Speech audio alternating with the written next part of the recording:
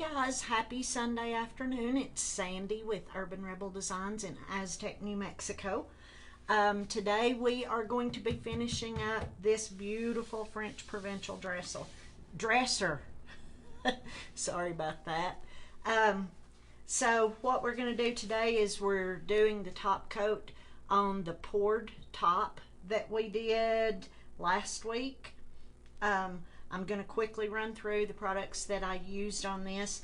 I used All Dixie Belle paint in Sawmill Gravy, Caviar,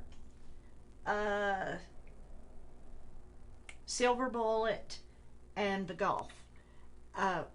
First we started with spraying a coat of Slick Stick, let it sit for an hour, then sprayed another coat, let it sit overnight, came back in. I sprayed the whole thing in a base coat of Sawmill Gravy.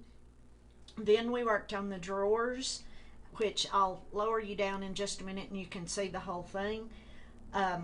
We worked on the drawers and doing the hardware. We did the hardware in the Gulf with some silver gilding wax. We did stripes on the sides in Sawmill Gravy and Caviar, and did some Would You Bend medallions in the Gulf with the silver gilding wax as well. Today we're finishing up the top. I've already sprayed the top coat. I used gator hide on the body. I did a coat of gator hide spray on the top, but I want it to be really shiny. So I'm going to go through really quick how I came up with what I'm going to be using for my top coat. I have to ask myself when I'm deciding on top coats, how is the piece going to be used? And in this case, I don't know. And where is it going to be used? And in this case, I don't know. So that tells me that I need some pretty good protection on it. And for protection, I really like gator hide. The issue was then from the design aspect, I wanted a super high gloss finish on top. So I could have gone with resin, but I'm going to be honest with you, I'm down in my paint booth and today is my day off, and I did not want to spend hours down here watching for bubbles and watching for drips and then having to sand the edge when I was finished. Cure time would have been an issue because the type of tabletop resin that I use takes 1 to 2 hours to set enough that you can then walk away from it. So the next thing was an oil-based top coat, a varnish, a shellac, a polyurethane.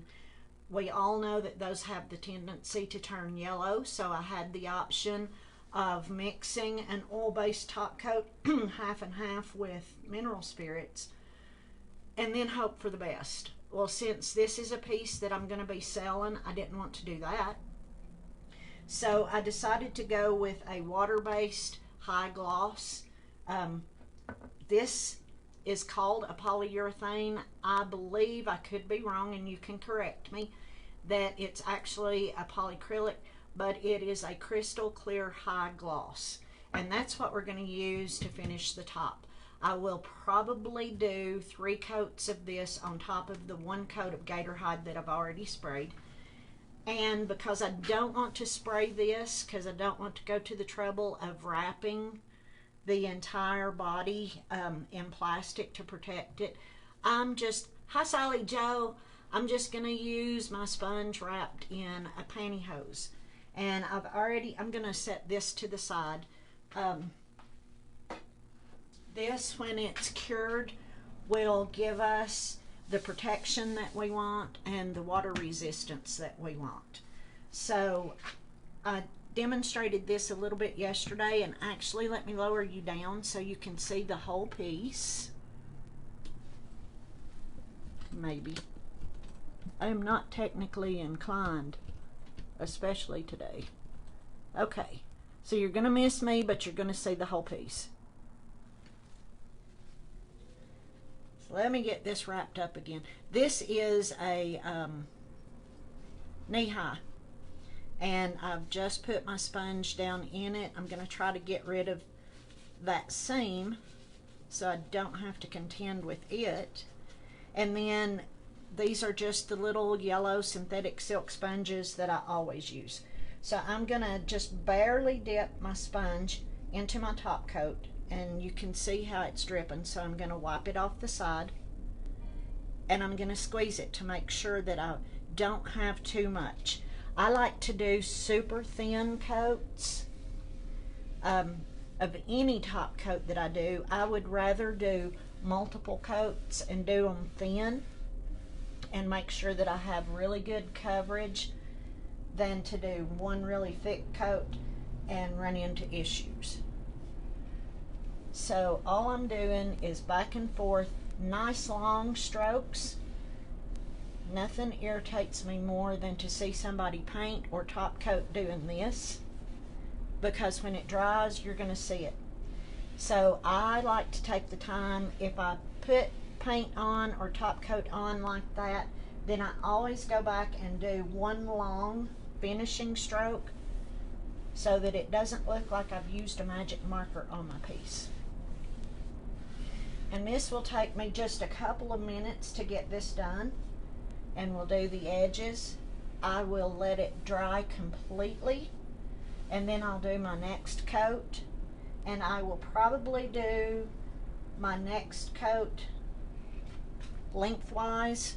And what that does is that helps to make sure if there are any thin spots that you've got them covered and you've got them filled in. So I want to make sure that everybody has their tickets for the Bells and Bow Tour, and if you don't, it's the perfect thing to tell Santa that you want. There are now 9 instructors scheduled,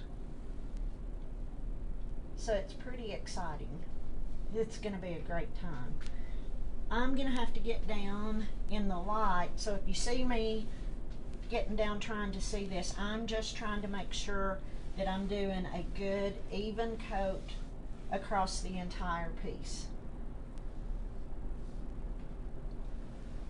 This will be a really short live today. Right there I had a little bit puddle up, so I went back and smoothed that out. And top coats really are just this simple. I've got some puddling down here. I like to always keep an eye on where I'm going. Now, with your first pass of the top coat, you're always going to have a few spots that you miss. That's okay. You're going to get them with your second coat. And when this is dry, it will be ready to post online, put out on the sales floor, and find its new home. I need a name for this piece. So if you have a suggestion, let me know. And once I get this finished, I'm going to go around and get the edges.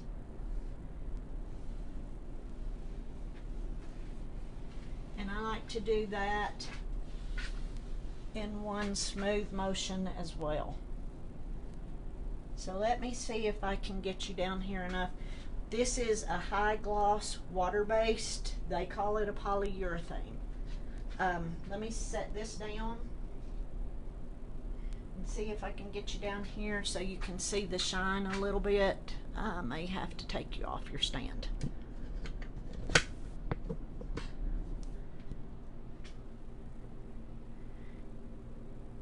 So here we go. You can see a little bit of the shine. It will be a lot shinier when I get the second and possibly third, maybe even a fourth coat on. But I also wanted to cover cure time. You've heard me preach cure time versus dry time. On this particular piece, I will start the calendar for my cure time when I do my last coat. So it will be 30 days from today. Because I poured the top and the paint is a little bit thicker, when I sell this and it goes to its new home, I will let them know that it's going to need the full 30-day cure time just to be safe. And that easily, we got the first layer of top coat on. I'll give it about 10 minutes, come back and do my second coat, and we'll see if it needs a third. and it will be finished.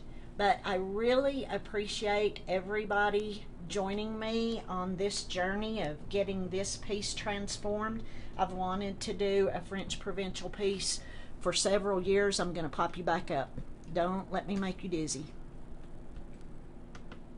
That way you can see me. Hi, Carrie. Okay.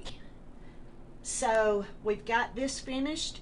I will back this off a little bit. Pardon my paint booth. It's a paint booth. And you can see the finished product. And I will post pictures when I get all of my layers of top coat done. We'll see where I have to go here.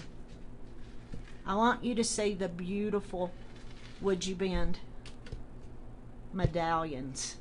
That was created with 2 pieces of the same pattern of Would You Bend, and I just turned one of them upside down and created my own custom medallion. And I have to tell you, I am so in love with this piece. It's going to be hard to let it go. Again, if you have a suggestion for a name for it, don't hesitate to let me know, because I'm having a hard time naming this one.